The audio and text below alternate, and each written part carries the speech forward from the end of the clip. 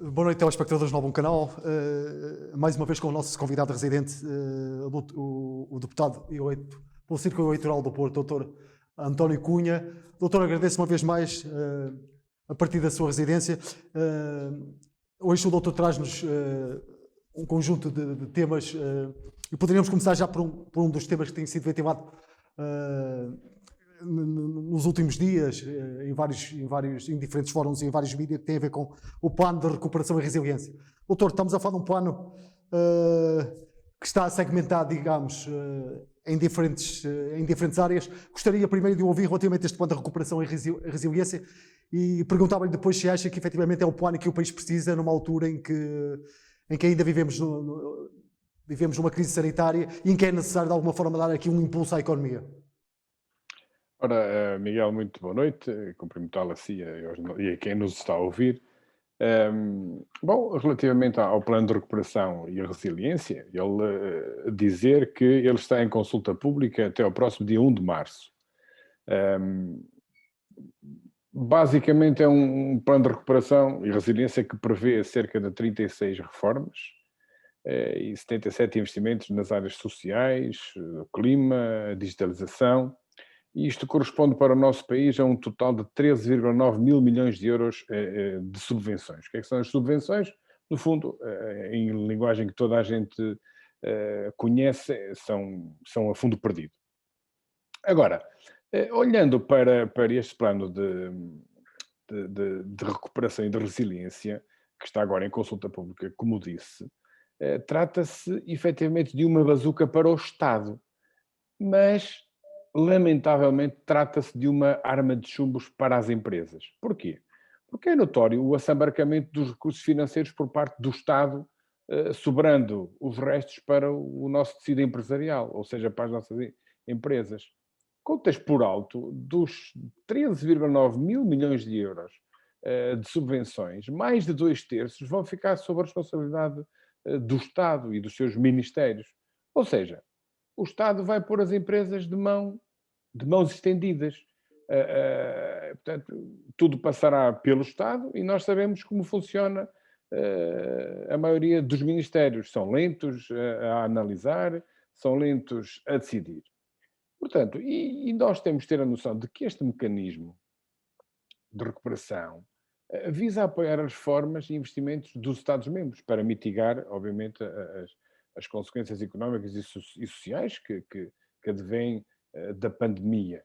E, portanto, também para tornar as economias da União Europeia muito mais sustentáveis. E só para as pessoas terem uma ideia, pelo menos relativamente a números, a preços correntes, portanto, este mecanismo tem 312.500 milhões de euros para apoios não reembolsáveis, portanto, para as subvenções, a fundo perdido, e tem 360 mil milhões de euros para empréstimos. Até Doutor, muito é muito dinheiro dinheiro. para decidir de forma muito leviana este investimento. Agora, o que é que António Costa queria?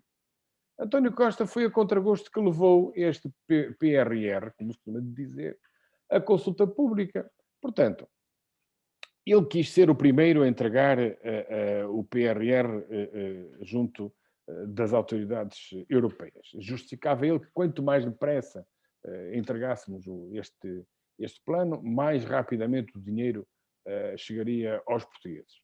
Mas a verdade é que não tem sido isso que tem chegado. Portanto, está atrasado ainda, o dinheiro ainda vai tardar a chegar à economia. Agora, o governo português tem feito o financiamento para já, porque ainda não veio esse dinheiro, tem feito um financiamento para as nossas empresas a conta-gotas e muito pouco. Doutor, mas era expectável que as empresas fossem beneficiadas neste plano de recuperação e resiliência. O doutor há bocado enfatizou um aspecto que me parece relevante. O plano dá maior enfoque, dá maior visibilidade à parte da administração central, mas no que toca às empresas, na sua ótica era expectável que houvesse aqui um reforço daquilo que e tendo em conta a situação que o país está a atravessar? Miguel, portanto, se nós olharmos para este bolo financeiro e se virmos que mais de 2/3 eles vão ficar à responsabilidade do Estado, da administração pública, vá lá, dos ministérios, é evidente que o que vai chegar às empresas vai chegar depois por uma outra via, depois de muitos filtros. E nós sabemos como é que funcionam esses filtros dos ministérios, não é? Ou seja, há dinheiro ali que vai chegar tarde e nós temos que executar estas verbas num determinado período de tempo, não é? Porque senão sujeitamos a perdê-las. E, portanto, era bom que esse dinheiro fosse mais aberto para as empresas. Ou seja, de forma a que as empresas pudessem ser elas próprias a dizer o que é que querem fazer, o que é necessário para o país. Repara uma coisa, quem é que percebe de economia? São os nossos empresários. E reparem, quando eu estou a falar em empresários, não estou a falar daqueles grandes empresários, porque a maioria do nosso tecido empresarial são pequenos e médios empresários que neste momento precisam de dinheiro como de pão para a boca rápido. Uma injeção de capital, digamos. Exatamente. Portanto, por exemplo, é o que a França faz e tem estado a fazer à custa do seu orçamento de Estado, que é injetar dinheiro diretamente nas empresas. Diretamente, não é andar a autorizar ou a cobrir os empréstimos que as empresas depois vão ter que pagar aos bancos, com juros. Não é nada disso. Portanto, é dinheiro dado entre aspas, diretamente às empresas e aos empresários. É evidente que nós também precisamos de reformas na administração pública. Precisamos de reformas de fundo, na saúde, na educação, na justiça, etc, etc, etc. Mas, repara uma coisa, essas reformas já deviam estar feitas. Este governo vai fazer 6 anos e se nós nos perguntarmos quantas reformas de fundo é que este governo fez, não fez nada, não fez nenhuma reforma de fundo. Mas, doutor, desculpa interromper, não lhe parece que, voltando ainda à questão do plano e aquilo que são o plano de recuperação e resiliência, aquilo que são as grandes áreas, os grandes vetores deste plano, por exemplo, mas ele também toca aqui em algumas áreas que são apontadas até por especialistas, que são fundamentais para o país, nomeadamente a transição digital, a transição ambiental. Concorda que existem aqui algumas áreas que são vitais e que é necessário intervir? Vitais, claro que sim, e o dinheiro tem que ser gasto, em grande parte, naquilo que a União Europeia achou, no quadro geral da União, quais eram as áreas de investimento. Contra isso, nada. Agora, o que está aqui em causa não são as áreas de investimento, é a forma como esse investimento vai chegar, digamos, àquilo que se pretende, ao seu produto final. Não é? E o Estado vai servir, essencialmente, como um filtro enorme. E como eu estava a dizer há pouco, as reformas que este governo já devia estar a fazer, estar a concluir, não as fez e nós não entendemos, quer dizer, entendemos o porquê, porque é um governo que está em minoria.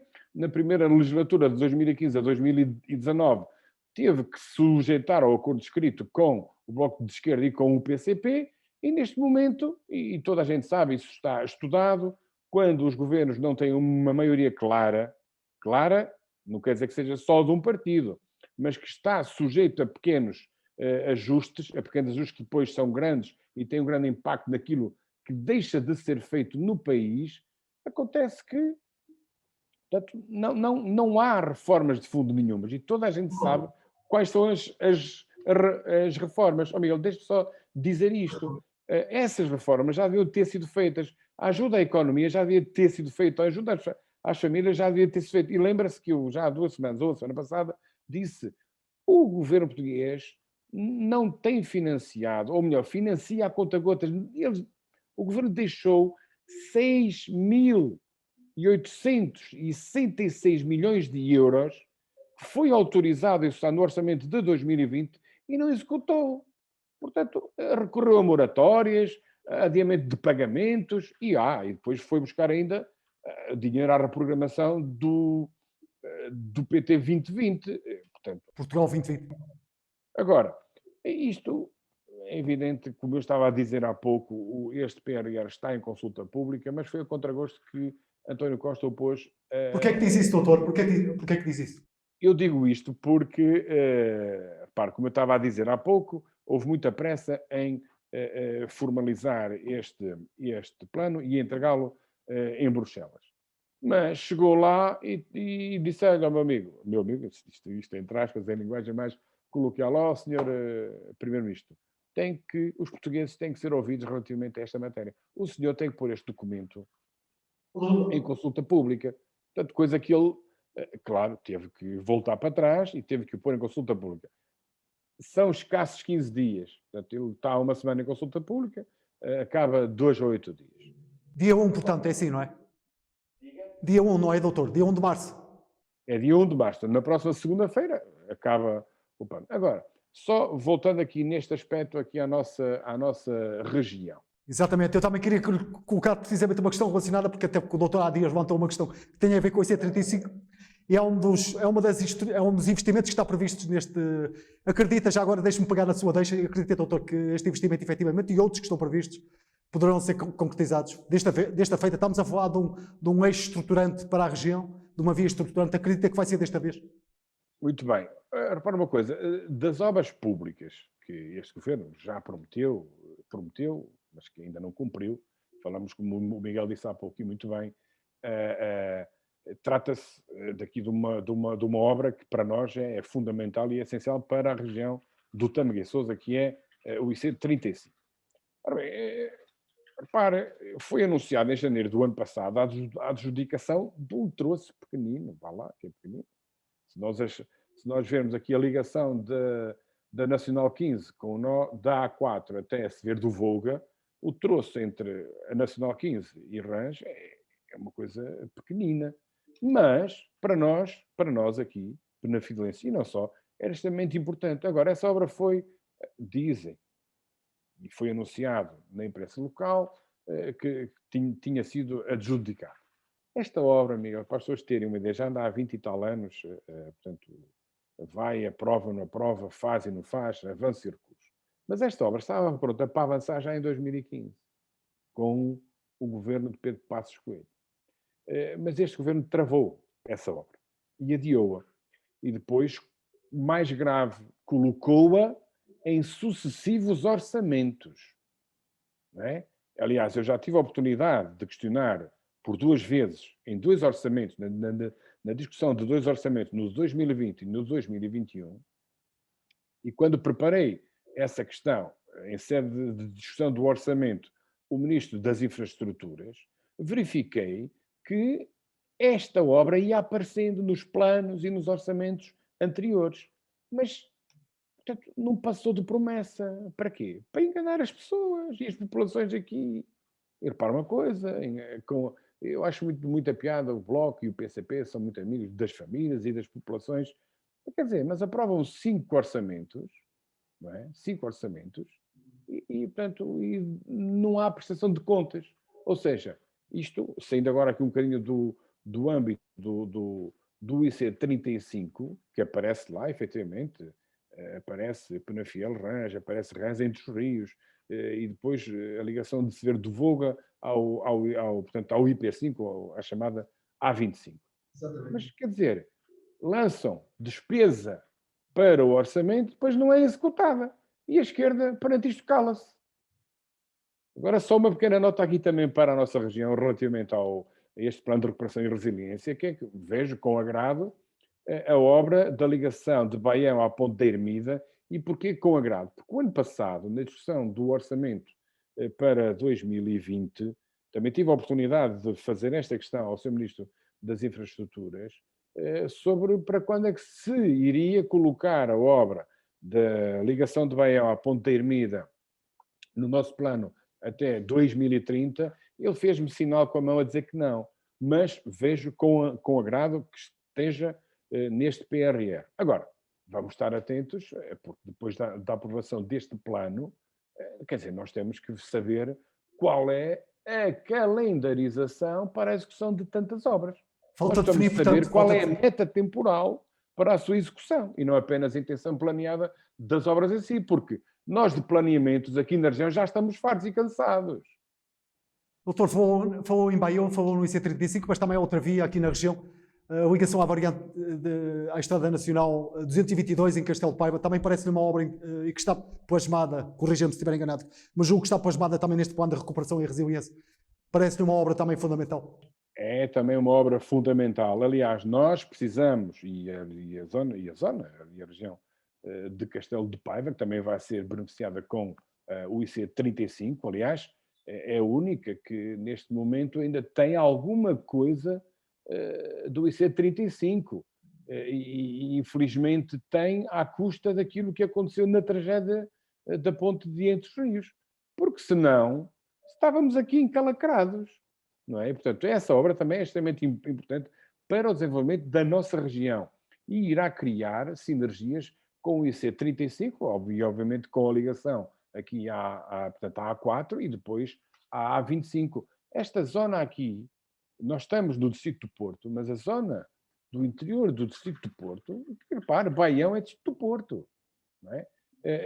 Esta parte sul do nosso distrito, junto ao Douro, e a parte norte do distrito de Aveiro, quer dizer, nós precisamos dessas infraestruturas com muita urgência. Doutor, vamos para um outro tópico, traz-nos aqui um outro tema que tem a ver com a aberta da Unidade Técnica de Apoio Orçamental, que fez, portanto, relativamente ao financiamento do Estado na TAP, em que vem a Unidade Técnica de Apoio Orçamental vem dizer que é um risco de perda elevada, portanto, para os contribuintes. Na sua ótica, estamos efetivamente, este anúncio, esta advertência que é feita para a Unidade Técnica de Apoio Orçamental deve ser levada a sério e deve deixar preocupados os portugueses? Não, Miguel, olha, deve ser levado a sério porque nós estamos a falar aqui de muito dinheiro que vai sair dos contribuintes. Portanto, nós consideramos que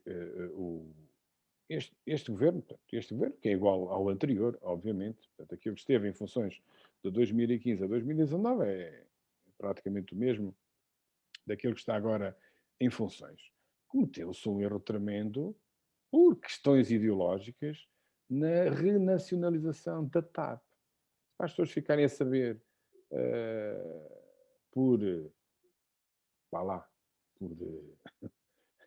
está-me a falhar a palavra agora, mas por combinação, por contrato assinado entre o governo e, portanto, entre o PS, que queria governar, e o Bloco de Esquerda e o PCP, houve aí um compromisso de passar outra vez a TAP para a esfera do Estado, a responsabilidade do Estado, com tudo o que isso implica. E, portanto, houve primeiro uma asneira aí, depois, nessa altura, houve a renacionalização em que o Estado ficou com 50%, mas ficou a mandar zero, não é? Só tinha que, quando houvesse perdas, tinha que pagar, não é? Os 50%. E depois, quando aconteceu esta pandemia, o Estado teve que, como era o dono da empresa, e teve que, portanto, aumentar o seu capital na TAP. Agora, o que é que a UTAU, que é uma unidade técnica de apoio orçamental da Assembleia da República, diz no seu relatório? Considera que o financiamento de 1.200 milhões de euros à TAP comporta um elevado risco de perda de capital para os contribuintes.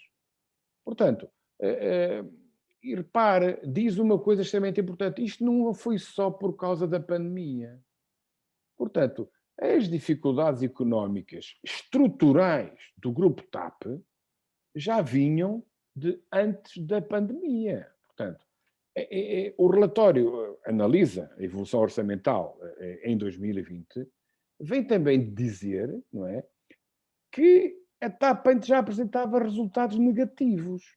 E, portanto, agora é evidente que esses resultados negativos ganharam muito maior dimensão com a Covid-19.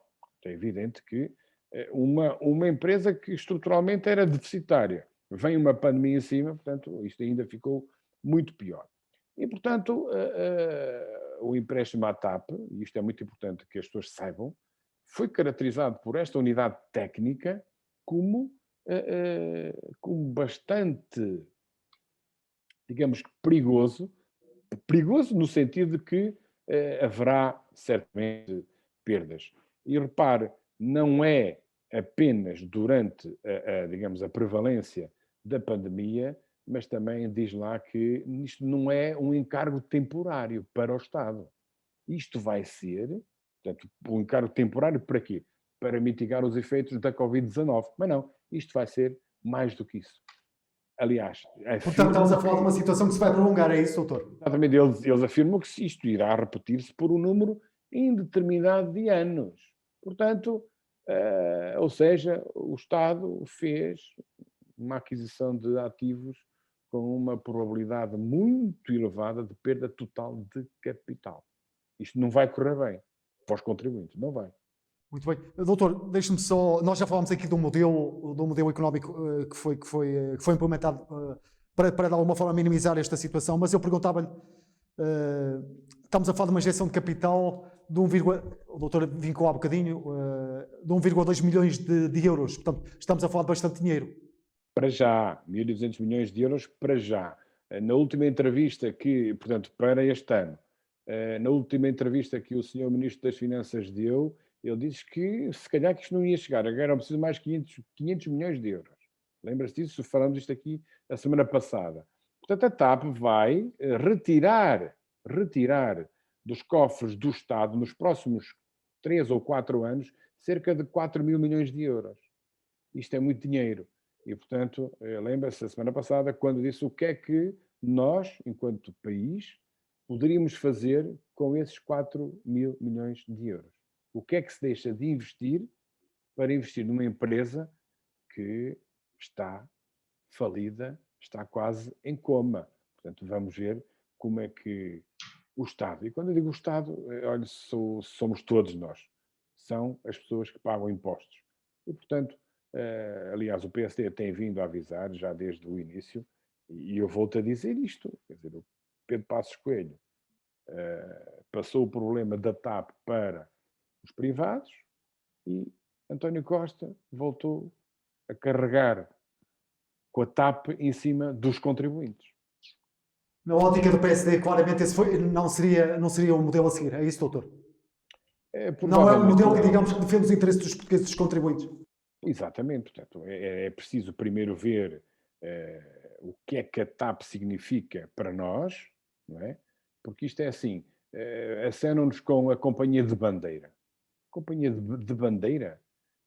Uma companhia de bandeira é aquela que presta o mesmo serviço para Lisboa, para o Porto, para Faro, para Ponta Delgada, para o Faial, para a Terceira, e para a Madeira e para Porto Santo. Não é isso que estava a acontecer. Aliás, é bom que se diga que quando Pedro Passos Coelho privatizou a TAP, e essa obrigação foi dada pela Troika, que o PS assinou na altura, aliás, isto eu também já o disse aqui neste programa, isto já vem do tempo de 90 e tais, em que a União Europeia exigia que se privatizasse, se não no todo, pelo menos em parte, a TAP. Portanto, e não fizemos isso. Só com o Pedro Passos Coelho e com o governo PSD-CDS é que conseguimos, por imposição da Troika, privatizar a TAP. E nessa altura, no contrato de privatização, a TAP e a administração da TAP via-se obrigada a que todos os aeroportos fossem, obviamente, tendo em conta as características de cada aeroporto e tendo em conta os fluxos de tráfego e de passageiros, que o serviço fosse, digamos, igualitário. Coisa que após a nacionalização, isso deixou de acontecer. A TAP e a sua administração centraram-se essencialmente onde? Em Lisboa. A sua atividade onde? Em Lisboa. E o que motivou, exatamente, doutor, pegando na sua deixa, motivou depois uma série de reações de alguns autarcas aqui da região. É evidente que sim. Portanto, houve uma série de reações, nomeadamente aqui no Porto, e não só. Portanto, quer dizer, nós, no Porto, e eu lembro-me já em 2017, fui numa viagem de trabalho a Bruxelas, tive que sair do Porto, apanhar do Porto, Lisboa, Bruxelas. E à vinda para cá, por 5 minutos, porque o avião se atrasou em Bruxelas, chegamos aqui cerca de 5 minutos antes do avião que fazia a ligação Lisboa-Porto. Ninguém esperou. Portanto, a TAP, evidente, nós todos, tivemos partidas o quê? O hotel para para se passar a noite. Portanto, enfim, olha. Doutor, passemos para o Vamos, próximo vamos ver tópico. no que é que isto está, mas eu acho que não. Tenho quase a certeza absoluta que isto não vai correr nada bem para os contribuintes portugueses. Doutor, passemos para o próximo tópico, até porque o tempo vai correndo, e que tem a ver com uma proposta do PSD que quer uma comissão científica permanente para apoiar as decisões políticas e medidas sanitárias. Basicamente, o que é isto, doutor? Estamos a falar de uma comissão que irá, de alguma forma, é uma comissão que irá suportar, digamos, as decisões que o poder político venha a implementar? Exatamente, que é o que acontece nos nossos parceiros europeus. Ou seja, todos os países, à exceção de Portugal, têm uma comissão permanente para darem, digamos, uma espécie de assessoria técnica e científica às decisões políticas sobre as medidas sanitárias. E, portanto, nós apresentamos esta necessidade de se fazer uma comissão científica permanente. Porquê? Porque o que nós temos visto é, da parte do governo, decisões erráticas e tardias. Nós temos visto um governo a dar resposta à crise da Covid-19 sempre à procura do prejuízo, portanto, não antecipa, não proage, reage. E, portanto, o PSD, perante esta situação, recomendo ao Governo que se crie uma comissão científica permanente de apoio e acompanhamento da resposta à pandemia. Mas é uma comissão multidisciplinar, doutor?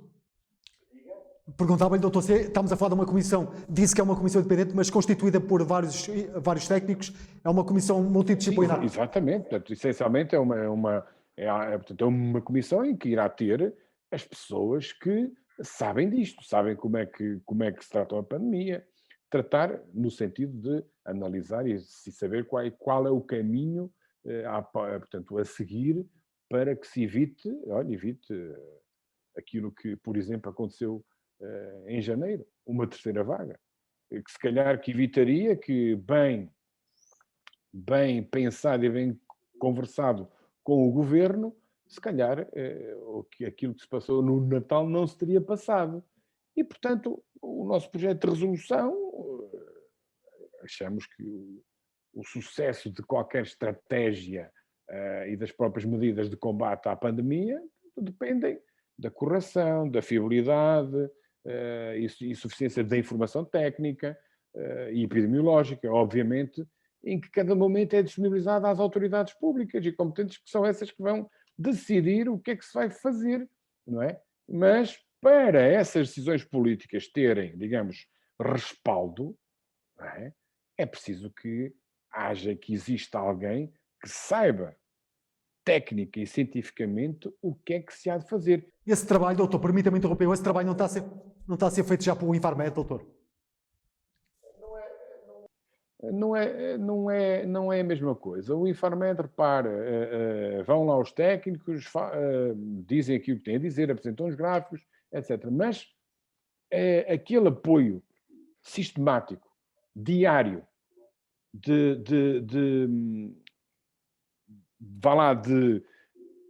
ou melhor, para que o governo tome as medidas que deve tomar, de acordo com aquilo que são os padrões científicos, portanto, para que se evitem as tais decisões erráticas, tardias, desadequadas e às vezes mesmo cegas, não é? Isto tudo, obviamente, que tem depois consequências a nível social e, repare, nós já estamos em pandemia, já vai fazer um ano. E, portanto, do nosso ponto de vista, para esta comissão científica, portanto, permanente, não é que não reúne de 15 a 15 dias. Portanto, é permanente. Obviamente que, do nosso ponto de vista, iria melhorar a qualidade da resposta das autoridades à crise pandémica que o nosso país está. Doutor, duas notas finais. O doutor traz-nos aqui duas notas finais. Uma delas, aliás, assaz bastante preocupante, digamos, e que merece seguramente uma reflexão mais aturada, e que tem a ver com os centros de saúde que realizaram menos 11,4 milhões de consultas. É assim, não é, doutor? É verdade. Portanto, são números bastante dramáticos. Que nos são apresentados. Estava agora aqui o o Miguel estava a dizer isso, e eu estava 11,4 milhões de consultas presenciais. Menos 11,4 milhões. É muita coisa. Portanto, relativamente a 2020, são menos 38%. Aliás, em 2020 fez-se menos 38%, não é, de consultas em presença, com o doente à frente do médico. E repare, as consultas à distância, ou melhor, os contactos à distância, duplicaram de 2019 para 2020. Passaram de 9,1 milhões para 18,5 milhões. Não é? Portanto, isto faz-nos pensar que vamos ter, após a pandemia, e eu acho que, eu não sei se já está a ser feito ou não, desconfio que não, mas nós vamos ter que nos preparar para dar resposta rápida e célere, né? Passa aqui a expressão, resposta, portanto, àquilo que se deixou de fazer em termos de saúde por causa da Covid-19. E não me estou a referir só a consultas. Estou-me a referir a cirurgias que se deixaram de fazer, que são milhares, exames de diagnóstico que se deixaram de fazer, que são milhares, e é evidente que isso vai ter certamente impacto na nossa taxa de mortalidade, que está a aumentar. E está a aumentar não é só por causa da pandemia, também já aqui dissemos, Miguel, não é só por causa da pandemia, é por causa da pandemia, ou melhor, não é por causa da pandemia, não é por causa da Covid-19 que as pessoas morrem, é por causa da pandemia. Porquê? Porque deixam de fazer as consultas, as cirurgias, os exames, o diagnóstico, e é evidente que isto tem tudo impacto. E, portanto, tem havido uma quebra acentuada nos cuidados médicos presenciais dos hospitais, não é? E, portanto, é preciso que nós prepararmos para o que aí vem, porque vai ser uma avalanche. Vai ser uma avalanche de cirurgias em atraso, de consultas em atraso, enfim, de exames em atraso. Isto também da nossa saúde, coletiva. Doutor, uma nota final, até porque o nosso tempo está a se aproximar vertiginosamente do fim. Gostava ainda de ouvir sobre o envio do diploma por parte do Presidente da República relativamente à questão da eutanásia para o Tribunal Constitucional. Era uma decisão expectável, doutor? Aliás, nós falamos nisso quando o diploma foi, portanto, quando foi aprovado na Assembleia a eutanásia, e, portanto, ela saiu da Assembleia e passou para o Palácio de Belém, e imediatamente o Presidente da República enviou para o Tribunal Constitucional. Portanto, o que é que ele pretende? Ele pretende fazer a fiscalização preventiva da constitucionalidade. O que é que ele diz? Considera que se recorre a conceitos excessivamente indeterminados na definição dos requisitos de penalização da morte medicamente assistida. E, portanto, ele acha que, na dúvida, o Tribunal Constitucional se pronunciar, e, portanto, assim será. Nós não... Eu já tinha, assim, um certo feeling de que Marcelo Rebelo de Sousa iria fazer isso. E só uma pequena nota. Esta é a segunda vez que Marcelo Rebelo de Sousa recorre ao Tribunal Constitucional desde que assumiu a chefia do Estado em 9 de março de 2016. E, portanto, aliás, ele já tinha dito quando surgiram, digamos, as tais iniciativas legislativas, ele recusou sempre revelar qual é que seria a sua posição pessoal. E, portanto, nem tão pouco quis antecipar qual é que seria a sua decisão, se ia promulgar, se ia vetar, ou se enviar para o Tribunal Constitucional. Portanto, ele, na dúvida, acho que fez bem, e, portanto, fez bem em mandar para o Tribunal Constitucional. Não quis, digamos, ele colocar aqui a sua parte pessoal num diploma que é tão importante e é tão fraturante na sociedade portuguesa. Sim. Miguel, e agora, se permite, eu tinha dito que era só estas duas, mas há aqui uma outra que eu acho que também é importante as pessoas saberem, que foi chumbado na quinta-feira passada, foram chumbados, aliás, 2 projetos de lei, um do PAN e outro do CDS, que propunham a dedução em sede IRS das despesas com a aquisição e reparação de computadores utilizados para a educação já para este ano de 2021. Mas repare uma coisa, isto que ia, digamos, aliviar um bocadinho as famílias dos encargos que têm tido principalmente com o ensino à distância, não é? E nós ouvimos a esquerda dizer que querem os computadores, e a esquerda, e nós queremos todos, não é? Mas fazem disso se calhar até um dogma. O que é facto é que estas iniciativas não passaram. Porquê? Porque o PS votou contra, o PCP, o Bloco de Esquerda e o PEV abstiveram-se. Isto relativamente ao objeto do PAN, que eles são muito, muito, muito semelhantes. O do CDS, quem é que teve os votos contra? Votos contra do PS e as abstenções do Bloco de Esquerda, do PCP, do PEV e da deputada Joacine Catar Moreira. Portanto, às vezes isto não dá a cara com a careta. Havia aqui uma oportunidade, digamos, de dirimir um bocadinho os custos. Isto, reparam que são custos essencialmente educativos. E afinal, olha, a esquerda... Doutor, agradeço, a partir da sua residência, agradeço uma vez mais os seus pertinentes comentários. Despeço-me até a próxima edição da Democracia em Debate. Aproveito para me despedir também dos telespectadores do novo canal. Obrigado pela preferência, protejam-se. Até à próxima semana. Muito obrigado. Até à próxima semana. Obrigado. Boa noite, obrigado, doutor.